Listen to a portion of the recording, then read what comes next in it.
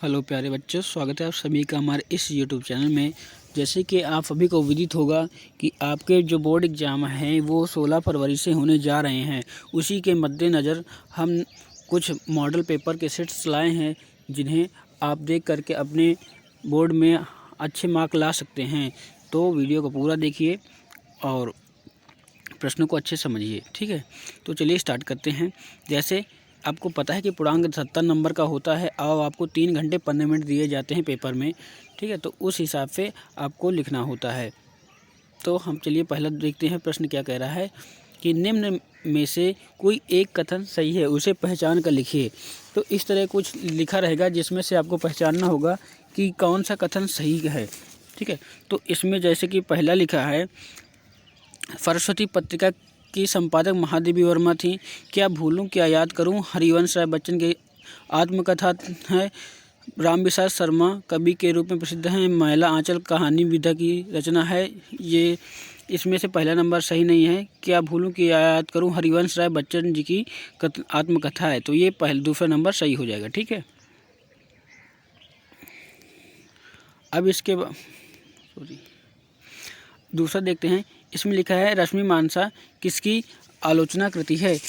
रश्मि मानसा किसकी आलोचना कृति है। तो इसमें पहला दिए है रामचंद्र शुक्ल, दूसरा है महावीर प्रसाद द्विवेदी, तीसरा है रंगोई राघव, चौथा है केदारनाथ सिंह। तो इसमें से आपका सही जवाब है रामचंद्र शुक्ल। आचार्य रामचंद्र शुक्ल जी ने रश्मि मानसा की आलोचना की थी, ठीक है। दूसरा है निम्न में से किसी एक रचना की लेखक लिखिए। तो हम देखते हैं इसमें पहला अथाह सागर, अर्धनारीश्वर, मेरी असफलताएं, लहरों के राजहंस। ये चारों बहुत ही ज़्यादा इंपॉर्टेंट है जो कई बार पूछे गए हैं। तो चलिए मैं आपको सभी को बता देता हूँ कौन कौन से हैं। अथाह सागर जो हमारी है जयशंकर भारती द्वारा लिखी गई है। अर्धनारीश्वर विष्णु प्रभाकर द्वारा लिखी गई है। बाबू गुलाब राय और मेरी असफलताएं जो है ये बाबू गुलाब राय द्वारा लिखी गई हैं। और लहरों के राजहंस रामवृक्ष बेनीपुर द्वारा लिखी गई है। अगला देखते हैं गेहूं और गुलाब किसकी रचना है। तो ये गेहूं और गुलाब जो है, जिसमें भी ये गेहूं और गुलाब इस तरह की सब चीज़ें आएँ तो ये हमारे लिखी हुई होती हैं ज़्यादातर रामवृक्ष बेनीपुरी। तो इसमें जो ये हमारा पहला नंबर है रामवृक्ष बेनीपुरी, ये वाला सही हो जाएगा, ठीक है। तो आप इसको टिक करके आएंगे वहाँ पे। अगला है त्यागपत्र किस विधा की रचना है। तो त्यागपत्र जो है हमारी ये एक उपन्यास है। क्या है, एक उपन्यास। तो ऑप्शन में कहीं लिखा है उपन्यास, हाँ लिखा है। ये पहला नंबर हमारा सही हो जाएगा उपन्यास, ठीक है। इसके बाद आ रहा है प्रश्न नंबर 2। ये आपका पहला नंबर कंप्लीट हो जाता है। दूसरे नंबर में आपको कुछ उत्तर लिखने होते हैं। तो जिस तरह इसमें पूछ रहा है रीति मुक्त धारा के किन्हीं 2 कवियों के नाम लिखिए। तो रीति मुक्त धारा के कवियों के 2 नाम हैं घनानंद और बोधा। ये घनानंद और बोधा रीति मुक्त धारा की दो कवि थे, ठीक है। अब नेक्स्ट पूछ रहा है छायावाद की 2 प्रवृत्तियों के उल्लेख कीजिए। छायावाद की 2 प्रवृत्तियों का उल्लेख कीजिए। तो प्रवृत्ति में क्या है, इसमें किन किन चीज़ों का विशेष ध्यान दिया जाता था। तो हमारे इसमें जो है सौंदर्य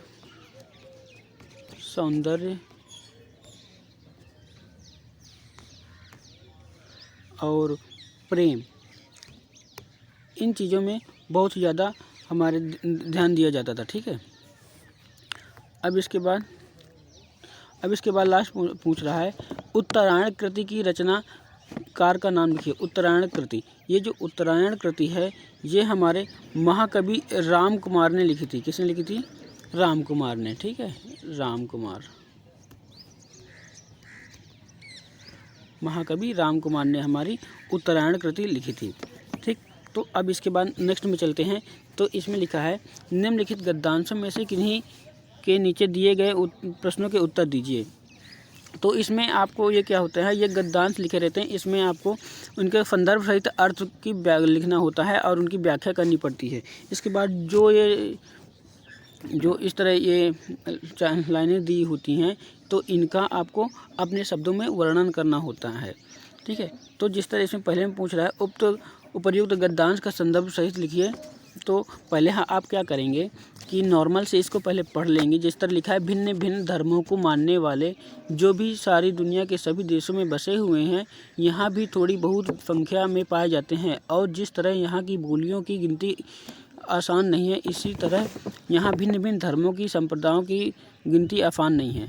तो ये हमको याद आ रहा है कि ये किस चीज़ से लिया गया है। ये राजेंद्र प्रसाद जी द्वारा लिखित भारतीय संस्कृति से लिया गया है। तो आप अपने गद्यांश के संदर्भ में क्या लिखेंगे कि प्रत्युत गद्यांश हमारी पाठ्य पुस्तक हिंदी के भारतीय संस्कृति नामक पाठ्य द्वारा लिया गया है, जिसके लेखक हैं डॉक्टर राजेंद्र प्रसाद। ठीक है, तो आप इस तरह लिख देंगे। नेक्स्ट में देखते हैं, इसमें लिख रहा है, पहले पहाड़ काटकर उसे खोखला कर दिया, फिर उसे सुंदर भवन बना लिए, जहाँ खंभों पर उभरी मूर्ति बिहन से उठी, भीतर की दीवारें और छतें रगड़ कर चिकनी कर ली, और तभी उसी ज़मीन पर चित्रों की, ये सब लिखा है। तो इससे हमें समझ में आ रहा है कि ये मतलब कि किसी तरह की कारीगरी से रिलेटेड है।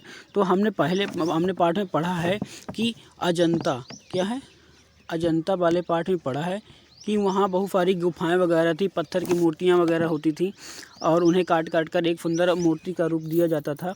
तो ये सब चीज़ें कहाँ थी, अजंता नामक पाठ में हमने पढ़ी थी, जो कि भगवत शरण उपाध्याय द्वारा लिखी गई थी।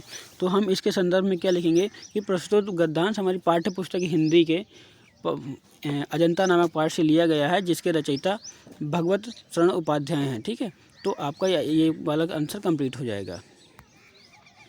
ठीक, अब आते हैं चौथे नंबर में। चौथे नंबर में आपसे पूछ रहा है कि वो हमारे गद्य वाला हो गया, अब ये पद्य में आ जाते हैं।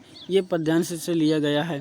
तो इसके लिए हम देखते हैं, जैसे इसमें निर्भय स्वागत करो मृत्यु का, मृत्यु एक विश्राम स्थल जहाँ जीव जहाँ से फिर चलता, धारण कर नव जीवन मंडल, मृत्यु एक सरिता है जिसे श्रम की कतार जीव नहाकर फिर नूतन धारण करता, काया रूपी वस्त्र पहनकर।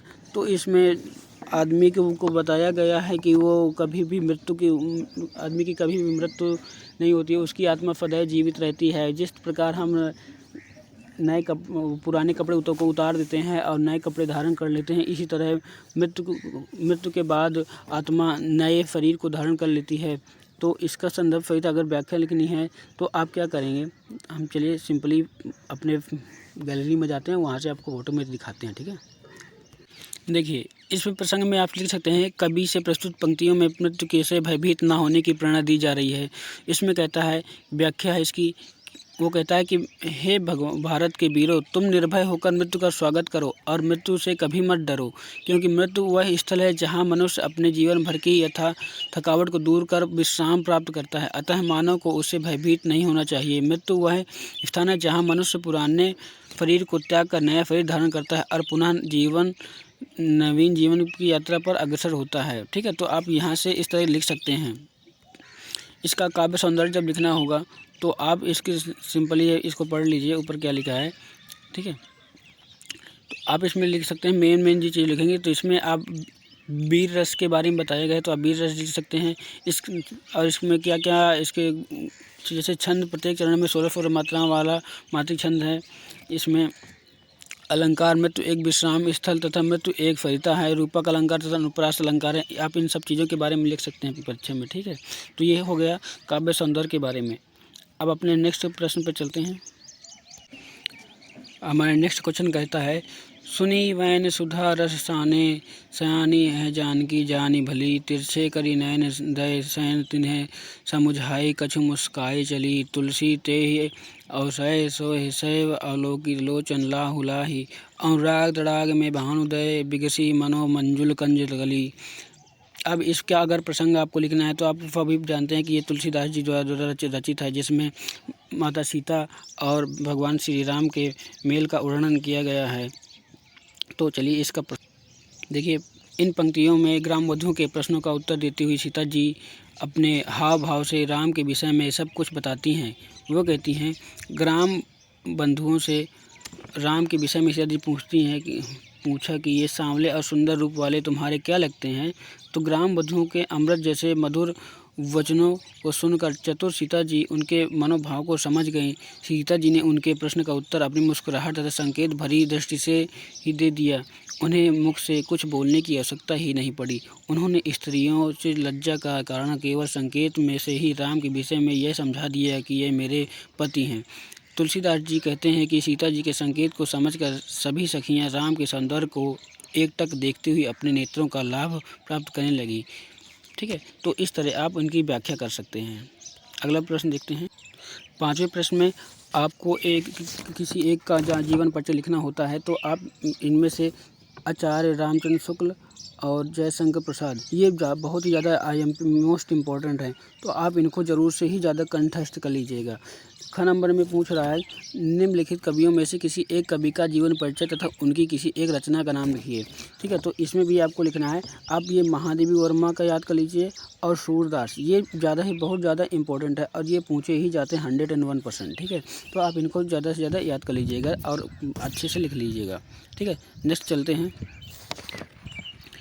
निम्न में से किसी एक का संदर्भ हिंदी में अनुवाद कीजिए। अब ये संस्कृत से आपका लिया गया है, जिसमें आपको हिंदी में अनुवाद करना होता है इसका। ठीक है, तो हम पढ़ते हैं इसमें इसका जो है, मानव जीवन संस्करणम संस्कृति अस्माकं पूर्वजा मानव जीवनम संस्तुर महत्व प्रतिन्नम अकुर्वन्ते अस्माकं जीवनस्य संस्करणायान आचरण विचारम नम अधस्तत् सर्वम अस्माकं संस्कृति। आप इसका उदाहरण लिख सकते हैं। अगर इसको नहीं लिखना है तो आप ये लिख सकते हैं, मानव हित्वम प्रियो भवति, क्रोधम हित्वम न सोचति, कामम हित्वम भवति, तो लोभम हित्वा सुखी न भवति। तो चलिए इनका कुछ हम उदाहरण वो देख लेते हैं कि इनका अर्थ क्या होता है। पहले वाले का अर्थ है, अनुवाद है, मानव जीवन को संवारना यानी कि उनके दोषों को दूर करना संस्कृति है। हमारे पूर्वजों ने मानव जीवन को शुद्ध करने के लिए महान प्रयत्न किए। उन्होंने हमारे जीवन के संस्कारों के लिए जिन आचारों और विचारों को दिखाया, वह सब हमारी संस्कृति है। आप ये उसको अनुवाद लिख सकते हैं। ठीक है, नेक्स्ट वाले को हम देखते हैं। नेक्स्ट वाले में यक्ष और युधिष्ठिर के बीच हो रहे संवाद के बारे में प्रश्न पूछा। जब यक्ष ने युधिष्ठिर से, तो उसके बारे में दिखाया गया है। तो आप इसमें कह सकते हैं अनुवाद, यक्ष कहता है, मनुष्य क्या छोड़कर प्रिय हो जाता है, मनुष्य क्या छोड़कर शोक नहीं करता, मनुष्य क्या धनवान हो जाता है, मनुष्य क्या छोड़कर सुखी हो जाता है। इसके बारे में पूछता है। तो युधिष्ठिर कहता है, मनुष्य यदि अहंकार को छोड़कर प्रिय हो जाता है, अगर मनुष्य अपना अहंकार छोड़ दे तो सबका प्रिय हो जाएगा। तो इसके बाद वो उसका अगला प्रश्न रहता है कि मनुष्य क्या छोड़ दे तो उसको शोक नहीं होता है। तो इसका जवाब युधिष्ठिर ने दिया कि अगर मनुष्य क्रोध करना छोड़ दे तो उसको शोक नहीं होता है। ठीक है, अब इसके बाद नेक्स्ट उत्तर देता है, मनुष्य इच्छा कामना को छोड़कर धनवान हो जाता है। अगला दिया था, मनुष्य लोभ को छोड़कर सुखी हो जाता है। जब मनुष्य ये सब त्याग देता है तो वह सुखी और प्रेम से जीवन व्यतीत करता है। ठीक है, आप इसलिए लिख सकते हैं।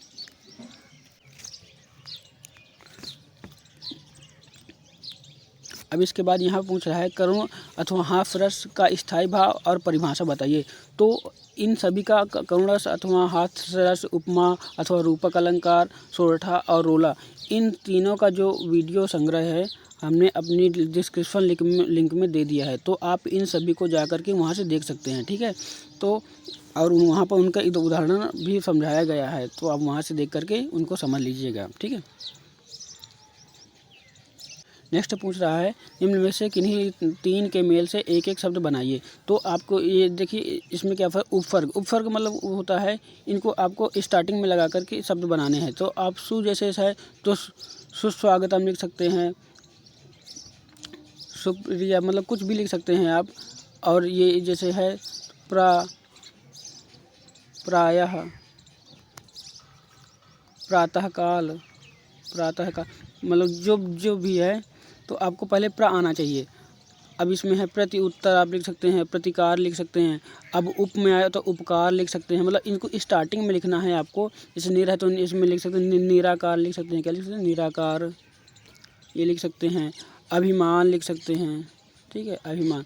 तो आपको ये उपसर्ग जो है आगे लगा कर के, ये जो होते हैं ना ये इनको आप आगे लगा कर के अपना उपसर्ग बना सकते हैं। ठीक है, नेक्स्ट में है कि दो दो प्रत्यय के रूप में एक शब्द बनाइए। अब इनका दो प्रत्ययों को, प्रत्यय का मतलब होता है जो लास्ट में जोड़ा गया हो।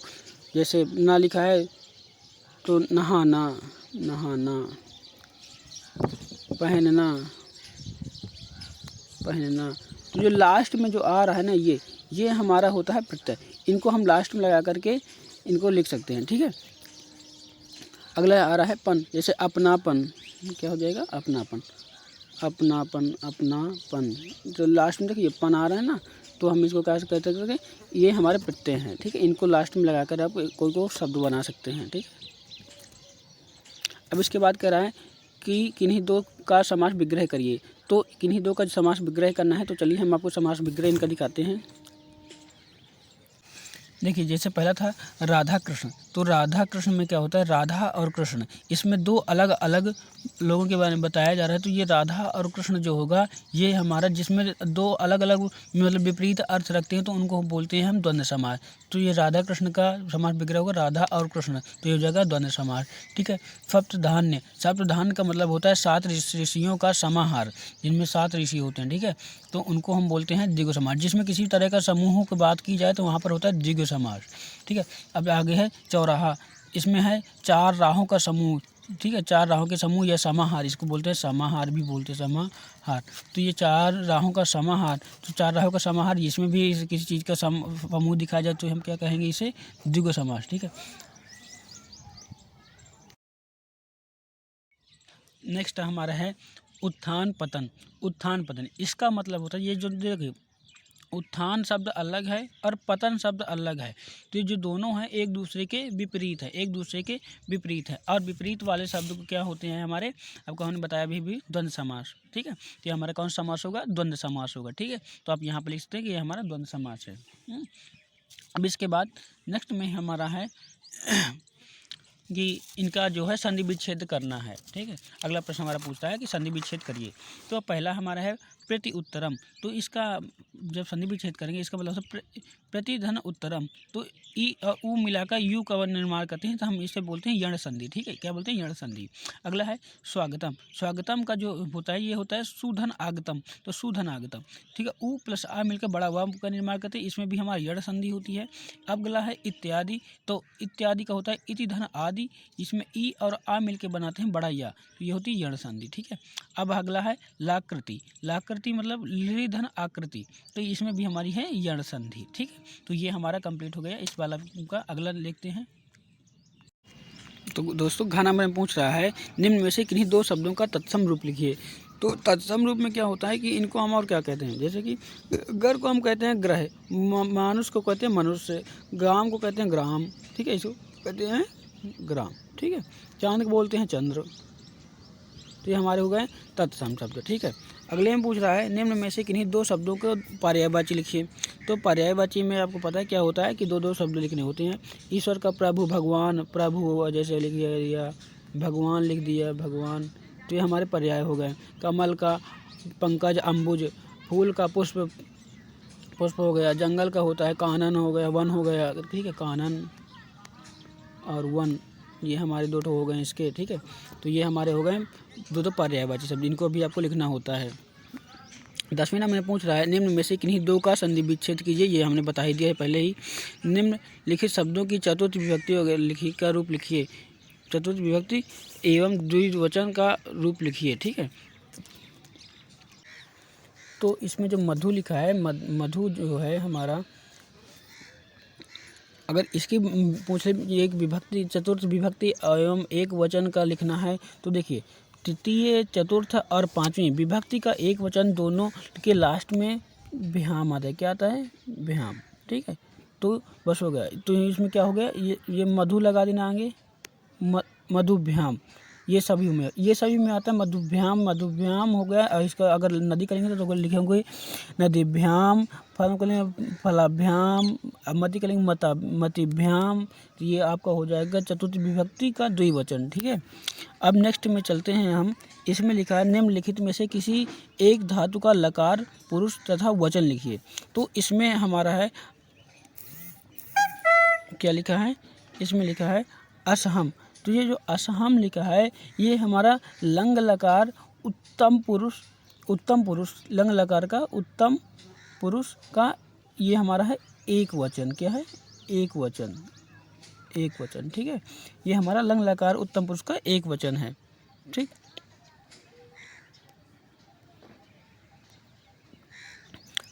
और अगला जो है पठावा। पठावा जो है ये हमारा लट लकार उत्तम पुरुष द्विवचन है। क्या है? उत्तम पुरुष द्विवचन का। अब अगला है हसिष्यथः।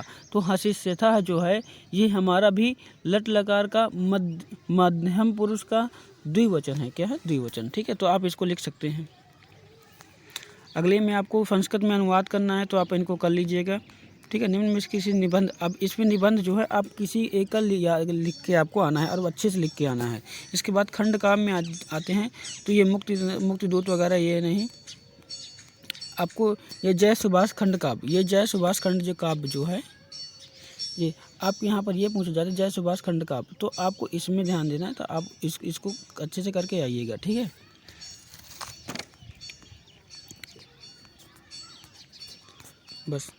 बस इतना ही आपको करके आना है, तो ठीक है। आपका लिए ऑल द बेस्ट। वीडियो काफ़ी ज़्यादा बड़ा हो गया है, लेंदी हो गया है। अगर आपको वीडियो पसंद आया हो तो आप चैनल को सब्सक्राइब करिए और वीडियो को ज़्यादा से ज़्यादा शेयर करिए ताकि सभी को मदद मिल सके। Thank you.